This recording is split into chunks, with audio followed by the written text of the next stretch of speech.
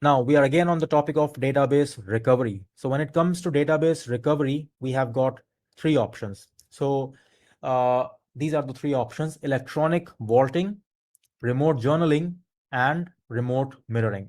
So what are these options? What do they mean? So with electronic vaulting, what happens is that you have your primary site where you have your primary database server, and then as you make some changes to those files are periodically backed up in some other data center, in some other, not a data center, but in some other site.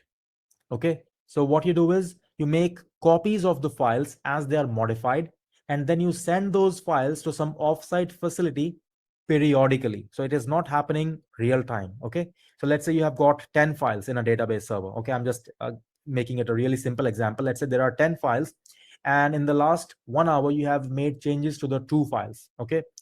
Now, your backup configuration may say that because of electronic vaulting, that at the end of every 8 hours, we are going to send the files to the offsite server uh, for backup purposes. So only those two files will be sent that have been modified at the end of those 8 hours. Okay. So two things to remember here, that it happens periodically. It could be happening, let's say, every single day, or maybe every 3 days, every 5 days, or every week, or whatever, but it is not happening real time.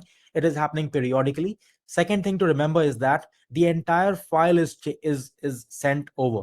It is not just the changes in that file that are sent. The entire file that saw some changes, that file is sent over to the other site. Okay. So those are the two things to remember here. As it says here, transmission happens in bulk, in batches, not in real time. And then it moves the entire file, not just the changes. All right. Then the next option is remote journaling. So what is remote journaling? Now it is similar to electronic vaulting, which I just explained. However, transmission happens in real time and only deltas, that is only the changes are transmitted, not the entire file. So it is very similar to electronic vaulting, but in electronic vaulting, only the backup was happening periodically. But in this case, in remote journaling, the backup is happening in real time. Sometimes it does not really happen in real time, but it happens very, very frequently, more frequently than electronic vaulting. But the thing to remember here is that it is not the entire file that is sent, rather, only the changes that were made to that file, only those changes are sent over to the other site. That is remote journaling. Okay. Next one is remote mirroring. In remote mirroring, a live database server is maintained at the backup site. Okay, so in the backup site, we have another database server which is actually live, and any modifications to the database of the primary site are sent to the remote database server in real time. So as you make changes in your primary database server, in your in your primary database server, as you make any changes there, then those changes are made on that backup live database server as well in real time.